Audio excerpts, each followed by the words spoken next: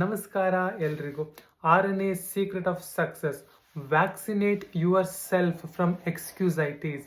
ಏನಿದು ಎಕ್ಸ್ಕ್ಯೂಸೈಟೀಸು? ಅದೊಂದು ಡಿಸೀಸು. ಅದಿಷ್ಟೇ ಮಾಡೋದು, ನಮ್ಮ ಹತ್ರ ಬರೀ ಎಕ್ಸ್ಕ್ಯೂಸ್ಗಳನ್ನ ಕೊಡುತ್ತೆ.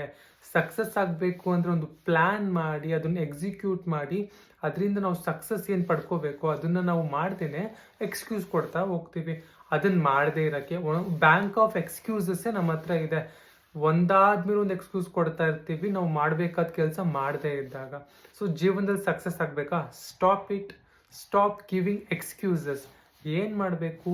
ತಪ್ಪಾದಾಗ ಎಕ್ಸ್ಕ್ಯೂಸ್ ಕೊಡೋ ಬದಲು ಅದನ್ನು ತಿದ್ಕೋಬೇಕು, ಅದನ್ನು ಅಡ್ಮಿಟ್ ಮಾಡ್ಕೋಬೇಕು, ಅದನ್ನು ಸರಿ ಮಾಡ್ಕೋಬೇಕು, ಬದಲಾವಣೆ ಮಾಡ್ಕೋಬೇಕು. ಅದನ್ನು ಒಂದು ಮೆಟ್ಟಲಾಗಿ ನಾವು ಇಟ್ಕೊಂಡು ಅದರಿಂದ ಕಲಿತು ಒಂದು ಹೆಜ್ಜೆ ಮುಂದೋಗ್ಬೇಕು.